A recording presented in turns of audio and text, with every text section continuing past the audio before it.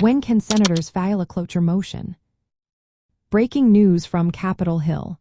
The question on many people's minds right now is, when can senators file a cloture motion? This procedural tool is crucial for managing debate in the United States Senate.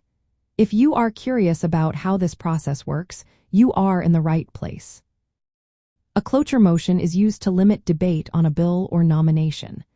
Senators can file this motion to bring discussions to a close and move forward to a vote. Timing is essential here. Senators typically file a cloture motion after a matter has been pending for at least 1 day.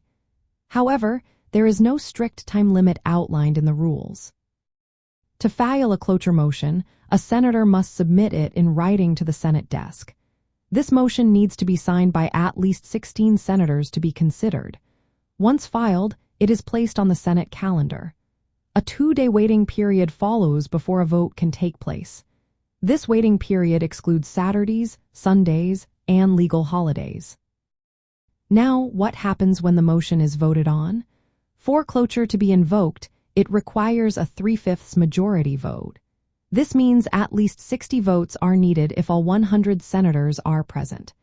This requirement ensures that a substantial majority supports ending the debate.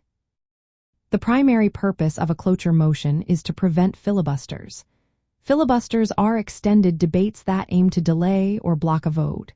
By limiting debate, cloture allows the Senate to proceed with voting on important matters.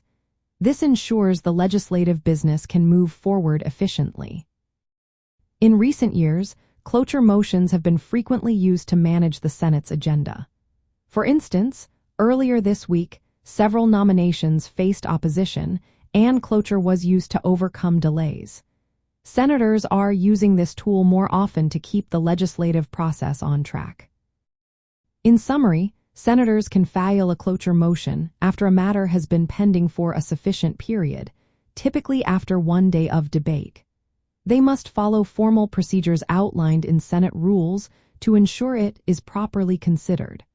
Understanding this process is essential for anyone interested in how the legislative branch operates.